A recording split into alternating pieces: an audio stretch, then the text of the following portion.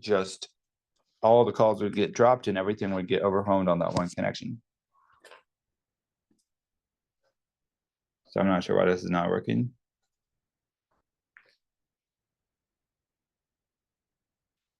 There we go. Perfect. Sensational. So to start with, it starts with inequalities. Inequalities basically represent the real world. So in other words, do any of you have an infinite number of like clothes, like outfits? You all have like just like a certain limited number, right? So whenever something is limited, it's called a constraint. So here's an example of something that has some constraints. You ready for it? Hello. Okay, so here's an example of something that has some constraints. I'll do number 46. Ready? So 46 says x is greater than or equal to 0. And y is greater than or equal to 0. The next constraint is 4x plus y has to be greater than or equal to 8. And the next one is x plus y has to be greater than or equal to 5. So ignore the exact formulas and you have to think like in an abstract way. What does x is greater than or equal to 0 and the y is greater than or equal to 0 represent?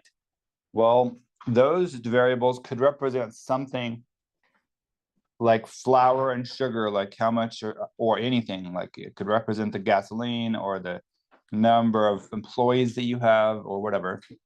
So with real physical things, you can't have less than 0. So like, for example, mathematically, you can have less than 0, right? So a great way for me to, if I wanted to like have a balanced budget, I could just say that I'm going to buy negative 1,000 Bugatti sports cars, and then every single one of them would generate $2 million for me, and then I could go spend that money on like a big new mansion. But of course, you can't just get a negative car, right? You can't buy less than 0.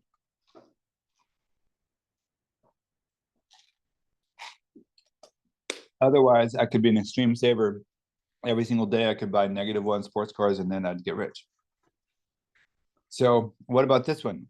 When you have an equation like this, like something is greater than or equal to something, the specific numbers in the equation aren't necessarily what matters in the big picture. But that expression represents some kind of thing like how much, like how many calories you're eating or something like that. Or maybe let's say how many pumpkin pies you are bringing to your Thanksgiving dinner. So like if you need to feed at least 8 people, then like 4x plus y has to be greater than or equal to 8. And let's say this represents how many like let's say how many things of stuffing that you're going to bring. I like stuffing now, but when I was a kid, I did not like it for some reason. So maybe only 5 people want stuffing. So it has to be at least greater than or equal to feed 5 people. So every single one of those is called a constraint. Now we're going to draw these. We're going to draw these graphs. So x is greater than or equal to 0. That's a vertical line. Because remember, we learned that when it's an x in the equation, it's vertical. And it's greater than 0, which means towards the right. So it's going towards the right, like that. Then y is greater than or equal to 0. That's a horizontal line. And that one is going above 0. So shade above that line. But we can't shade yet, though, because we can only shade in the part that satisfies all of the equations. In fact, I can actually erase this first arrow that's up on the left side and erase that one. And the arrow that's down below and erase that one, because those 2 arrows aren't valid anymore because it can't be actually down here on this side because it has to be above that line. It can't be up over on that side because it has to be to the right of that. So the only arrows that are actually valid are the ones that are left. Next, I'm going to draw the line that says 4x plus y is greater than or equal to 8. Now this is boring right now because we don't have any context for it. But in the next problem I do after this, I'm going to add the context and then it'll make sense. So if I graph the line 4x plus y is greater than or equal to 8, I can simplify that and say that y is greater than or equal to negative 4x plus 8, right? If I just simply take the 4x and put it on the right, then I get that, right? So now I'm going to plot the y-intercept of 8. So I'm going to blue now. So I'm going to plot the y-intercept of 1, 2, 3, 4, 5, 6, 7, 8. 8. And then I'm going to go down 4 over 1. Down 4 over 1. Down 4 over 1.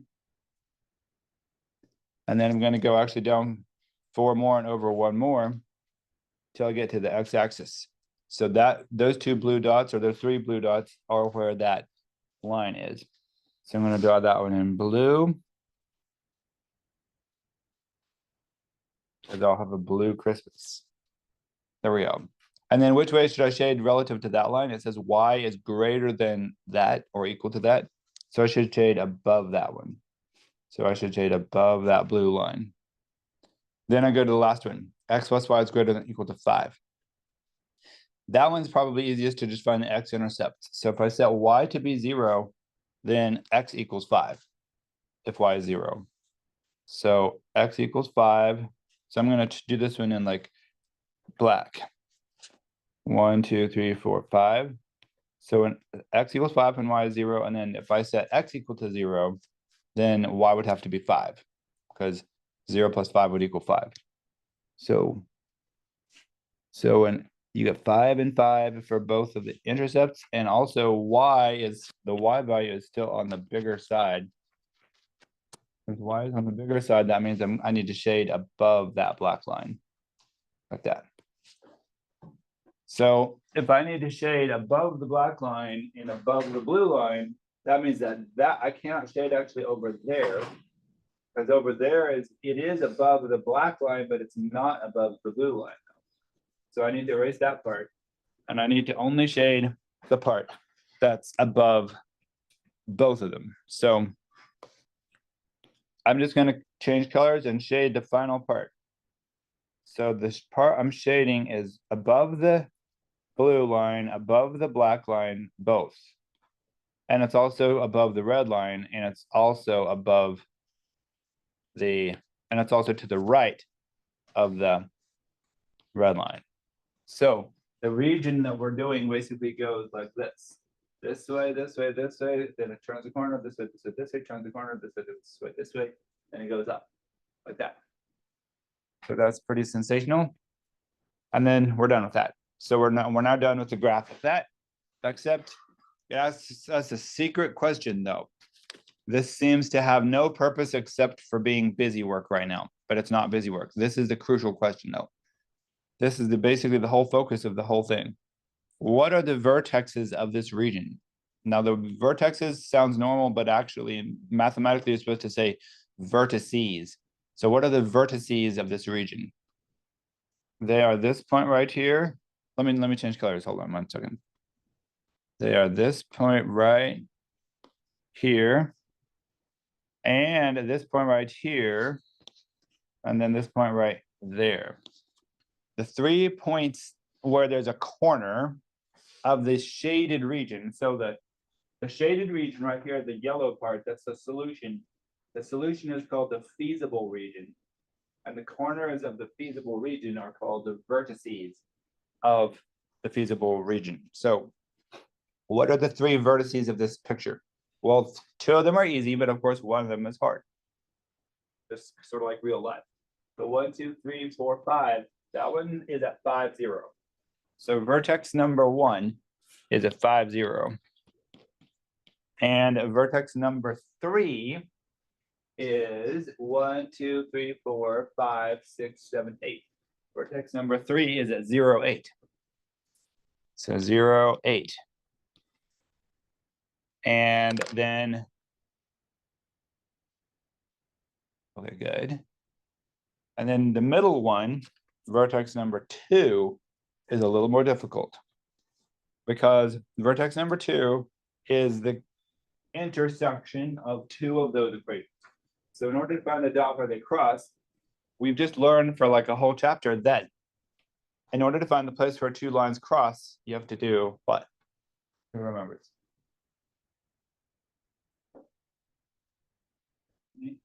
Yeah.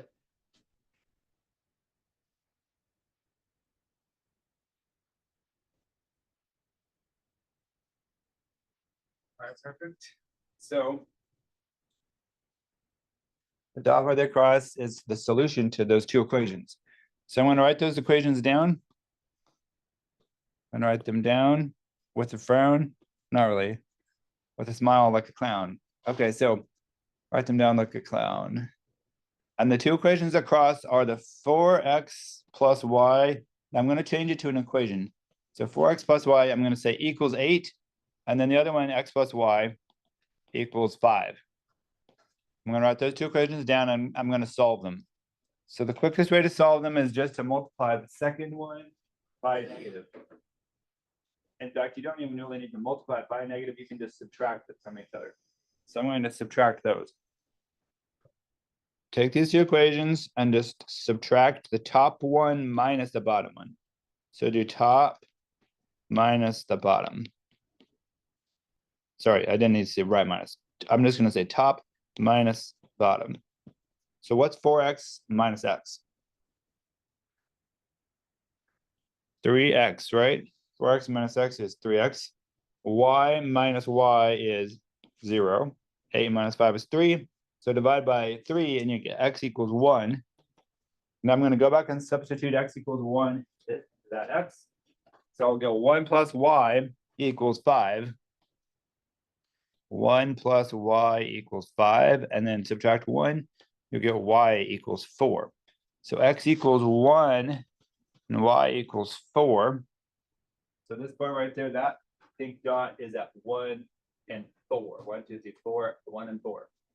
So that's the third vertex.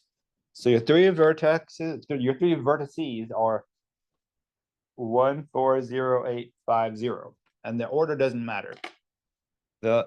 Whichever one you want to put first can come first. And just put a comma between your answers.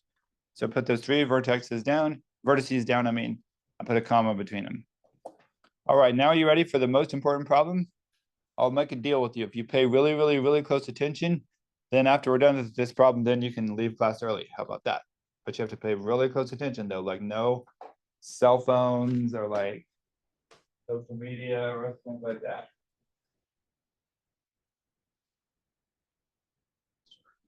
Okay, so we're gonna work on number 47. You ready for it? This is gonna show you like the real amazing power of what you've been learning. It sounds boring, but you have to pay attention to it. You have to have the attitude of gratitude that it really matters and it's important.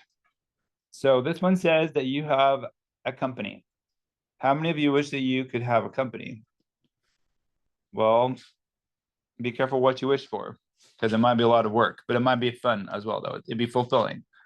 So small truck, a large truck. So your company has a small truck and a large truck, and the small truck can hold 12 entire 12 entire cubic yards of stuff. A cubic yard is a lot. So this large truck can hold 18 cubic yards of stuff. But, so that's the capacity of it. Capacity in terms of cubic yards. And the cost for each load is a little bit higher though for the large truck. The cost per load is gonna be $72 for the small truck. By the way, did you know that trucks sometimes only get a few miles per gallon of gas? So very expensive to drive them. $75 for the large truck, right? So you have a small truck, large truck, 72 and 75. Now, here's the situation though. Now here comes the real world into the whole mixture. The real world says that you have you have to deliver at least 96 cubic yards per day. So you have a contract, you have to deliver at least 96, at least 96 cubic yards per day. So at least 96 things delivered per day. Delivered per day, right? And you also have a contract though with a union. How many of you ever heard of unions before? There's some good, like anything, there's some good ones and some bad ones. So the union contract says that you have to have a total number of loads, at least 7. So you have to have 7 trips at least per day. At least 7 trips per day. Now, the one thing that you did not get told what to do is how much you can spend. So if you're a business and you have to do something, do you want to spend more of your, so when you're a business, the money that the business has is actually your money if you're the business owner. So do you want to spend more of your money on doing the same exact thing for the customer, or do you want to spend less of your money? Now, if you're a good ethical business owner, you'll spend whatever it takes to do it right, which you don't want to save money and cut corners. But assuming that you do it right, though, do you want to save money or do you want to waste money? You want to save money, right? So we want to try to do it by spending the least. We want to do it the best way possible. The best way, most efficient way possible. So in other words, we want to do it without spending more money than needed, right? So for example, like, did you realize that if you like accidentally tap your brakes while you're driving, not only does it spoil your brakes, but it burns your gas. So like if you ever see somebody riding their brakes while they're driving down the highway, like the brake lights are on all the time, that's an example of just like wasting tons of money, not doing something efficiently. And if you drove the small truck too many times, then that might waste money as well, because the large truck could deliver more stuff. But also if you drove the large truck too many times and you wasted too much materials, then you'd be wasting money as well. So I'm going to have a vote. Now, the thing is, there's really no way to know for sure, because it's about a third of the time it works out each way. But how many of you think that the best way to do this would just be to use the large truck for all the trips? Because it only costs $3 more for each trip to use the large truck. And it delivers 50% more stuff. Would that be a smart idea or not? Well, we could try that. How many of you think it'd be a good idea to just use a small truck to do everything?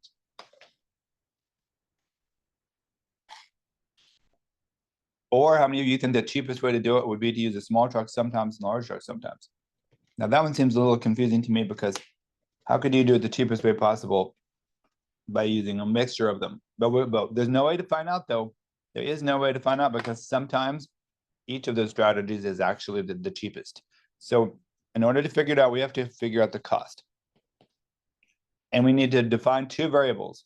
So X is going to equal the number of small trucks, and Y, or do you want me to say S for small and B for big, or what? Or do you want me to use X and Y? But you prefer S and B for small and big, or do you want me to say X and Y for small and big? Who votes for X and Y? Who votes for S and B for small and big? Okay, so 2 to 1, it's small and big. So small trucks are small, large trucks, I'm going to say big for large trucks.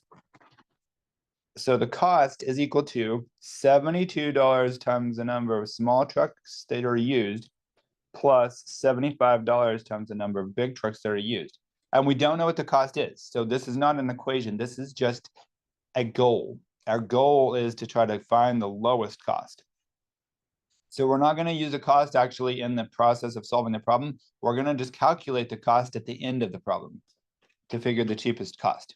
Now we need to set up these 2 things as equations, though. So changing the real world into a math problem is one of the most difficult skills that takes the most talent and critical thinking ability.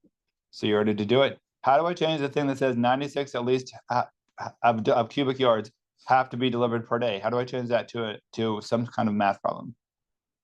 Well, every time you take a small truck, what you're doing really is you're delivering 12 cubic yards. So it's 12s actually. Every time you take a large truck delivery, you're taking 18 cubic yards. So 12s plus 18b has to be at least 96 delivered per day. So 12s plus 18b is greater than or equal to 96. So that's how you do it actually. And then you have to take at least 7 trips per day. So you have to take at least, if you take the small trucks plus the big trucks totaled, that has to be at least 7 total truck rides per day. So at least 7 truck rides per day and at least 96 cubic feet per day. So that makes 2 different math problems. Now we're going to simplify those math problems. So notice that we got lucky and 6 goes into that one and into that one and into that one. So we're going to make the problem 6 times easier just by using our brains and critical thinking and realizing that you can simplify that equation 6 times smaller. So divide the first one by 6, you'll get a new one. You'll get 2s. Divide the second one by 6, you got 3b. By the way, did you know that there used to be somebody that was a competitor of Shakespeare, and he wrote a poem that was called 3b or not to be, but Shakespeare said 2b or not to be, and Shakespeare's poem was more popular. Just kidding. So 96 divided by 6 is, let's see, 10 plus 6, 16, I think. 10, 60, yeah, 16. And then keep the second one the same. Actually, yeah, keep the second one the same for now, at least.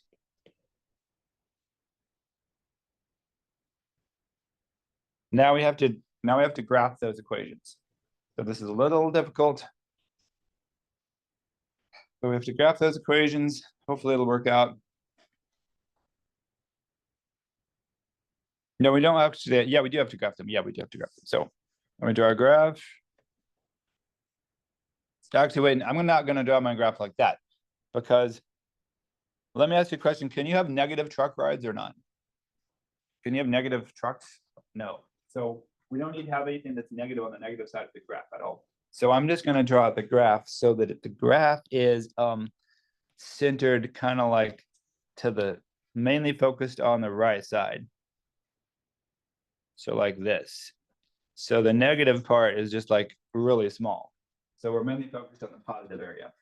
So if I look, oh, that's a spring break actually. So if I find the s-intercept of this, if I plug 0 for b, then s would equal 7. So I'm going to call this one, should I put the smaller truck on the lower axis or the bigger truck up there, or should I put the bigger truck down there and the smaller truck up there? Which one should I do? Which one should I do? Any preference? How about if I just put the smaller one on the lower side and the bigger one on the bigger side? So the smaller truck, that intercept is 7. And also the bigger truck has an intercept of 7 as well. So that line passes through that. By the way, a famous book called Passing Through was written by Louis L'Amour. Have you ever heard of Louis L'Amour? You should read that book called Passing Through. But then s plus b is greater than or equal to 7, so I drew that line. The second line is a little more difficult though, because the s-intercept is easy. If I put 0 in for b, 2 times 8 would equal 16. So the s-intercept equals 8. So that's great. So the s-intercept equals 8. I'm going to change colors now so you can see it better. So there's 8. But the b-intercept is going to be a little bit more complicated. Because if I plug it at 0 in for s, then 3b would equal 16, right? And if 3b equals 16, divide by 3, b would equal 16 thirds, which is 5.33 repeating, right? 5.33 repeating. So the b-intercept is actually about a little over 5.3 repeating. So that line crisscrosses like this. Now let's find the feasible region. So it has to be greater than or equal to this line, greater than or equal to that line, right? And so it has to be above both of those lines. So here we go. Above both of those lines. So I'll do this in green instead of yellow, because it's spring for green. Okay, there we go. Now, actually, I didn't actually go I could now, according to what we have here, I should have kept on shading below this line, and I should have kept on shading beyond that line because it's above the black line all the way, except there's an implied constraint that it's not written down, but you can't have a negative truck though. You can't have negative small, just like I can't create money for myself by going to the car dealership and telling the car dealership I want to buy one negative sports car. They would never pay me money if I told them that.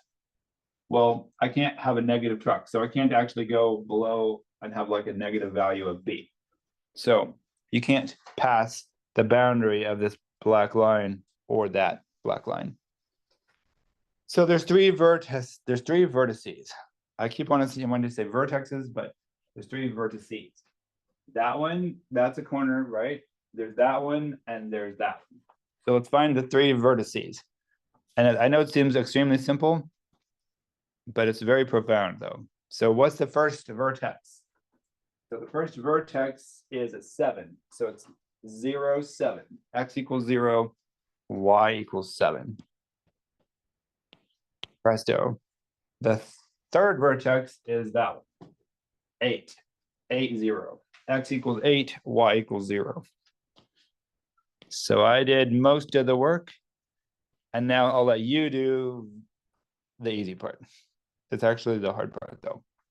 So can you all figure out, do you know how to figure out what the third vertex is?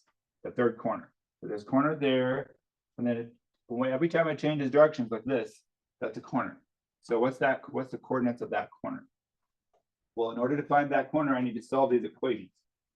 So because anytime you want to find the corner where two lines cross each other, you have to put the lines together and into a system of equations and then solve those equations. So I'm going to take these two things, 2s plus 3b, and so forth. I'm going to take them and put them into a system of equations and solve them. First thing I'm going to do to solve it is to figure out which is a smaller common multiple, 2 and s, or 3b and b. Well, 2 is smaller than 3, so I'm going to get rid of the s first. I can get rid of it just by multiplying this one by -2 to cancel out the +2. So I'm going to take the bottom one, multiply it by -2. And then the bottom one will then magically, tragically become -2s, -2b, or not 2b, equals, I'm going to change it to an equals because I'm trying to solve it now, equals, sorry, my fault. Hold on just a second, something happened. I can't write at the moment. Okay, there we go. Equals -14. Then I'm going to write the top one above it. 2s plus 3b equals 16.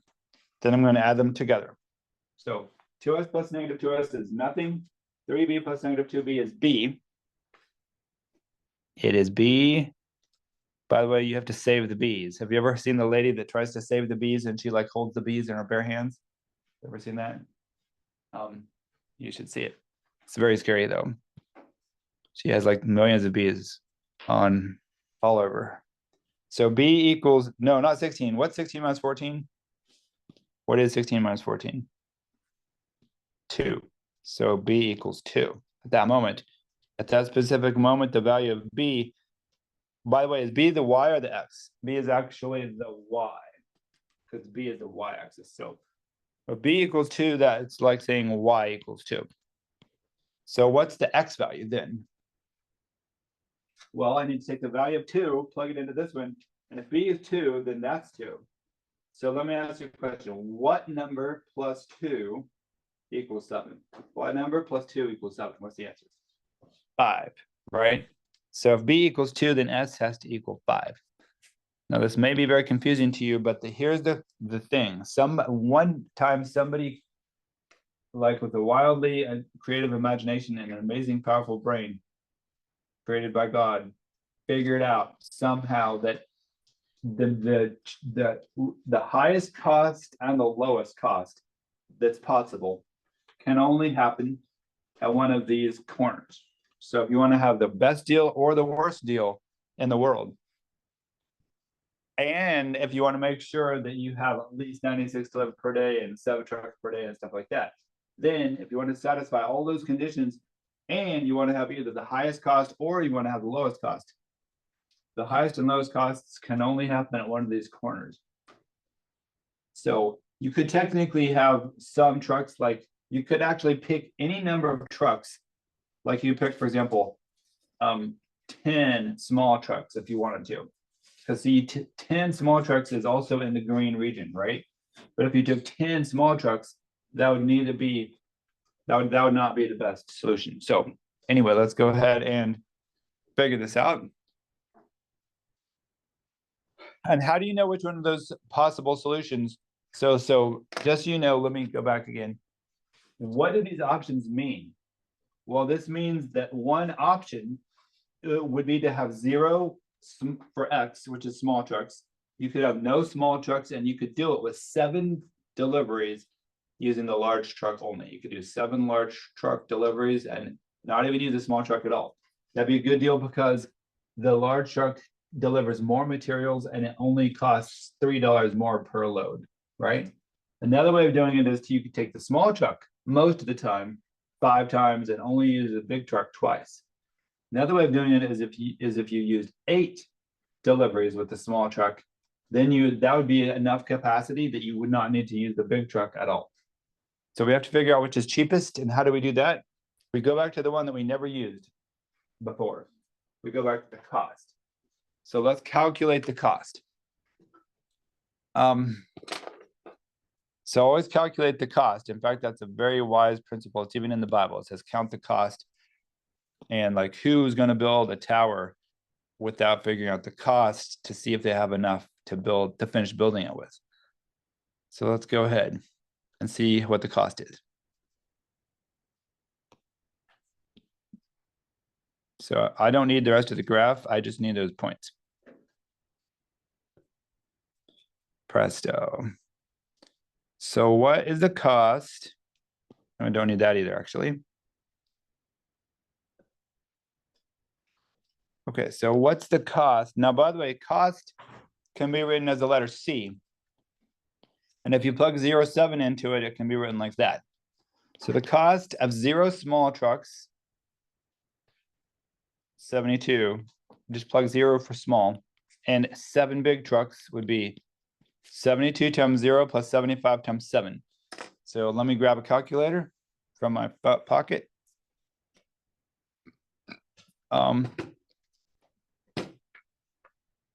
So it would be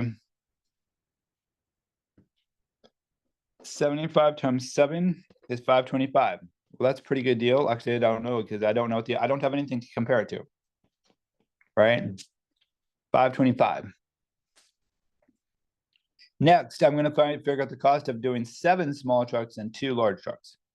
So that'd be 72 times 5 plus 75 times 2. So let's see. 72 times 5 plus 75 times 2. That would only cost $510. And then what's the cost of using 8 small trucks and 0 large trucks? That would be 72 times 8 plus 75 times 0.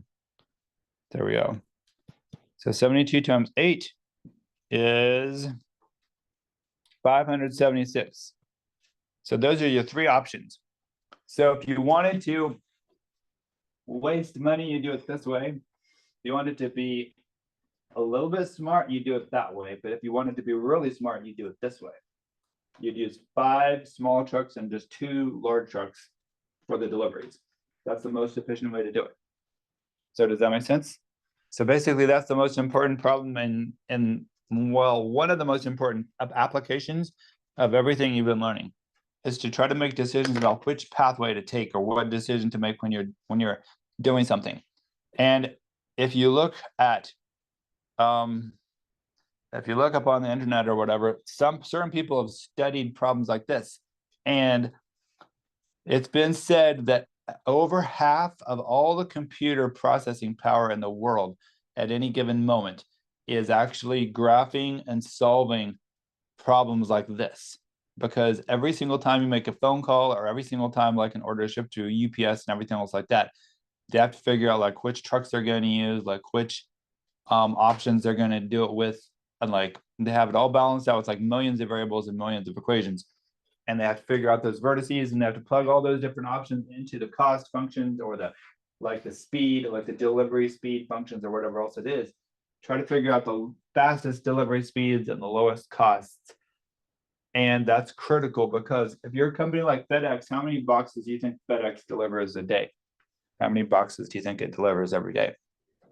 Probably like millions, right? So what if you just had a truck, and every single truck that you had ended up costing you either $15 more a day, or it might even cost you $66 more a day if you weren't paying attention to like exactly which corners. Like, did you know that UPS actually figured out every single intersection and that they go on, whether they're going to turn left or turn right in order to save the most amount of gas? Did you realize that? Because they have to know, or else they might waste a few dollars of money, because it might take a little bit longer depending on the intersection. So if every single truck every single day ends up costing them $15 more because maybe they're doing that way, or maybe it costs $66 more because they're doing like multiple different things that are like inefficient, then multiply that by a million different trucks that they have, maybe, or 500,000 different trucks. And quickly, what's 500,000 times $25? That's like a lot of money, right? So their profit margins are only like maybe like 1 or 2%. So what if instead of making $500,000 a day, they only, let me show you something really quick. UPS, let